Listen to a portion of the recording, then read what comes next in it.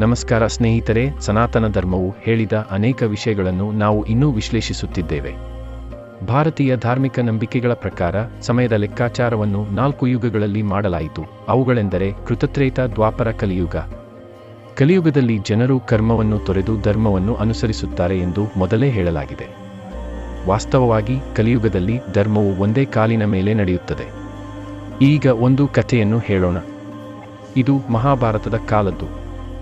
ಭಗವಾನ್ ಕೃಷ್ಣನು ನಿಜವಾಗಿಯೂ ಹಾಸ್ಯಮಯ ವ್ಯಕ್ತಿ. ಆದರೆ ಅವನು ನೇರ ಉತ್ತರವನ್ನು ನೀಡದೆ ಉತ್ತರಿಸಿದರೆ, ನೀವೆಲ್ಲರೂ ಕಾಡಿಗೆ ಹೋಗುತ್ತೀರಿ ಮತ್ತು ನೀವು 5 ದಿಕ್ಕುಗಳಲ್ಲಿ ಹೋಗಿ ನೀವು ಮೊದಲು ನೋಡುವುದನ್ನು ನನಗೆ ಹೇಳಿ ಎಂದು ಶ್ರೀಕೃಷ್ಣ ಹೇಳುತ್ತಾನೆ. ಯುಧಿಷ್ಠಿರನು ತನ್ನ ಅನುಭವವನ್ನು ವಿವರಿಸುತ್ತಾನೆ ಮತ್ತು ಕಾಡಿನಲ್ಲಿ 2 ಸೊಂಡಿಲುಗಳನ್ನು ಹೊಂದಿರುವ ಆನೆಯನ್ನು ನೋಡಿದ್ದೇನೆ ಮತ್ತು ಆ ವಿಚಿತ್ರ ವಿಷಯ ಏನು ಎಂದು ಹೇಳುವಂತೆ ಕೇಳುತ್ತಾನೆ. ಆಗ ಶ್ರೀಕೃಷ್ಣನು ಕಲಿಯುಗದಲ್ಲಿ 2 ರೀತಿಯಲ್ಲಿ ವರ್ತಿಸುವಂತೆ ಜನರನ್ನು ಕೇಳುತ್ತಾನೆ. ಅವರು ಮನಸ್ಸಿನಲ್ಲಿ ಒಂದು ವಿಷಯವನ್ನು ಯೋಚಿಸುತ್ತಾರೆ, ಆದರೆ ಬಾಹ್ಯವಾಗಿ ಅವರು ಬೇರೆ ರೀತಿಯಲ್ಲಿ ಹೇಳುತ್ತಾರೆ. ಕಲಿಯುಗ. ಭಗವಾನ್ ಕೃಷ್ಣನ ಸರದಿಯಿಂದ ಹೇಳಲಾದ ಕಲಿಯುಗ ಸತ್ಯ. ಅರ್ಜುನನು ತನ್ನ ರೆಕ್ಕೆಗಳ ಮೇಲೆ ವೈದಿಕ ಶ್ಲೋಕಗಳನ್ನು ಬರೆದಿರುವ ವಿಚಿತ್ರ ಪಕ್ಷಿಯನ್ನು ನೋಡಿದನು, ಆದರೆ ಅದು ಸತ್ತ ದೇಹವನ್ನು ತಿನ್ನುತ್ತಿತ್ತು. ಸಂಗ್ರಹವಾದ ಹಣವು ಇತರ ಜನರ ಸಂಪತ್ತಿಗಾಗಿ ದುರಾಸೆಯಾಗಿದೆ. ನೀತಿಯ ಸೋಗಿನಲ್ಲಿ ಇನ್ನೊಬ್ಬ ವ್ಯಕ್ತಿ ಸಂಪತ್ತನ್ನು ಕದಿಯಲು ನೋಡುತ್ತಾನೆ. ಸಂತರು ಮತ್ತು ಮಹಾನ್ ಆತ್ಮಗಳಿವೆ, ಆದರೆ ಅವರ ಸಂಖ್ಯೆ ಬಹಳ ಕಡಿಮೆ. ಆಡುಗಳಂತೆ ಹುಲಿಗಳು ಹೆಚ್ಚು ದುರಾಸೆ ಹೊಂದಿವೆ. ಕೆಟ್ಟದ್ದನ್ನು ಮಾಡುವವರು ಕಡಿಮೆ. ಮಧುರವಾಗಿ ಮಾತನಾಡುವವರು ಕಮಲದ ಹಣ್ಣನ್ನು ಬೆಳೆಯುತ್ತಾರೆ. ಇದು ಶ್ರೀಕೃಷ್ಣನು ಅರ್ಜುನನಿಗೆ ಹೇಳಿದ ಕಲಿಯುಗದ ಸತ್ಯ. ಭೀಮನು ಅವನ ಬಳಿಗೆ ಬಂದನು.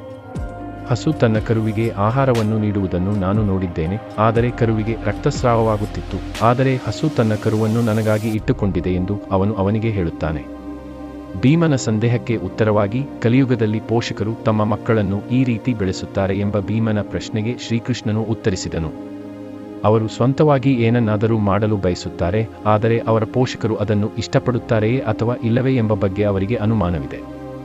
ಕಲಿಯುಗ ಸತ್ಯಂನ ಕುಲು ಈ ಎಲ್ಲಾ ಸಂಭಾಷಣೆಗಳನ್ನು ಕೇಳಿದನು. ಕೃಷ್ಣನು ಭೀಮನಿಗೆ ತನ್ನ ಕರುವಿನ ಮೇಲೆ ಗಾಯಗಳನ್ನು ನೋಡಿದ್ದೇನೆ ಎಂದು ಹೇಳಿದನು. ಅವನು ಕಾಡಿಗೆ ಹೋದಾಗ ಅಲ್ಲಿನ ಪರ್ವತದಿಂದ ಒಂದು ದೊಡ್ಡ ಕಲ್ಲು ಉರುಳುತ್ತಿತ್ತು. ಅದಕ್ಕಿಂತ ದೊಡ್ಡದಾದ ರಕ್ತನಾಳಗಳು ಸಹ ಅದರ ವೇಗವನ್ನು ತಡೆಯಲು ಸಾಧ್ಯವಾಗಲಿಲ್ಲ. ಆದರೆ ಅದು ಕೆಳಗೆ ಬಂದಾಗ ಅದು ಸಣ್ಣ ಸಸ್ಯಕ್ಕೆ ಡಿಕ್ಕಿ ಹೊಡೆದು ನಿಂತಿತು. ಸಂಪತ್ತಿನ ದೊಡ್ಡ ಪರ್ವತಗಳಾಗಲಿ ಅಥವಾ ಅವನು ಸುರಿಸಿದ ಶಕ್ತಿಯ ಬೃಹತ್ ಮರಗಳಾಗಲಿ ಅವನನ್ನು ತಡೆಯಲು ಸಾಧ್ಯವಿಲ್ಲ. ಆದರೆ ಭಗವಂತನ ನಾಮವನ್ನು ಜಪಿಸುವುದರಿಂದ ಆ ದೈವಿಕ ಆಲೋಚನೆಯು ಒಂದು ಸಣ್ಣ ಸಸ್ಯದಂತೆ ಮನುಷ್ಯನ ಪತನವನ್ನು ತಡೆಯುತ್ತದೆ ಮತ್ತು ಅವನನ್ನು ಸರಿಯಾದ ಮಾರ್ಗಕ್ಕೆ ತಿರುಗಿಸುತ್ತದೆ. ಕಲಿಯುಗದಲ್ಲಿ ದೇವರ ಭಕ್ತಿಯಿಂದ ಮಾತ್ರ ಮನುಷ್ಯನನ್ನು ಬೀಳದಂತೆ ರಕ್ಷಿಸಬಹುದು. ಎಲ್ಲಾ ಕೊಳಗಳು ನೀರಿನಿಂದ ತುಂಬಿವೆ, ಆದರೆ ಮಧ್ಯದಲ್ಲಿರುವ ಒಂದು ಕೊಳದಲ್ಲಿ ನೀರಿಲ್ಲ. ಇದು ಆಳವಾದ ಮತ್ತು ಶುಷ್ಕವಾಗಿರುತ್ತದೆ. ನೀರಿನಿಂದ ತುಂಬಿದ ಎಲ್ಲಾ ಕೊಳಗಳ ನಡುವೆ ನೀರಿಲ್ಲದ ಒಂದು ಬಾವಿ ಹೇಗೆ ಇದೆ ಎಂದು ಅವನಿಗೆ ಅರ್ಥವಾಗುವುದಿಲ್ಲ. ಅವನು ಇದನ್ನು ಶ್ರೀಕೃಷ್ಣನಿಗೆ ಹೇಳಿದನು ಮತ್ತು ರಹಸ್ಯವೇನು ಎಂದು ಕೇಳಿದನು. ಕಲಿಯುಗದಲ್ಲಿ ಮನುಷ್ಯನು ಸಂಪೂರ್ಣ ಸಂಪತ್ತು ಮತ್ತು ಶಕ್ತಿಯನ್ನು ಹೊಂದಿದ್ದರೂ ಅವನು ಅಗತ್ಯವಿರುವವರಿಗೆ ಕೈ ಬೀಸುವುದಿಲ್ಲ ಎಂದು ಶ್ರೀಕೃಷ್ಣನು ಉತ್ತರಿಸಿದನು. ಅವನು ಬೆಕ್ಕಿಗೆ ಭಿಕ್ಷೆ ಬೇಡುವುದಿಲ್ಲ. ಅವನು ತನ್ನ ಎಡಗೈಯಿಂದ ಕಾಗೆಯ ಚರ್ಮವನ್ನು ತೆಗೆಯುತ್ತಾನೆ. ಅಲ್ಲಿ ಇರುವವರನ್ನು ಬೆಂಬಲಿಸುವವನು ಪರಮಾತ್ಮನ ಕೃಪೆಯನ್ನು ಪಡೆಯುತ್ತಾನೆ ಮತ್ತು ಕಲಿಯುಗದ ದುಷ್ಟ ಪ್ರಭಾವದಿಂದ ಅವನು ರಕ್ಷಿಸಲ್ಪಡುತ್ತಾನೆ. ಈ ಉಲ್ಲೇಖವು ನಾವು ಕಂಡುಕೊಂಡದ್ದರ ಬಗ್ಗೆ ಹೆಮ್ಮೆಪಡಲು ಅಲ್ಲ, ಏಕೆಂದರೆ ಇವು ಯುಗದ ಗುಣಲಕ್ಷಣಗಳಾಗಿವೆ. ನಾವು ತಪ್ಪಿಸಿಕೊಳ್ಳುವ ಮಾರ್ಗವನ್ನು ಹುಡುಕಬಾರದು.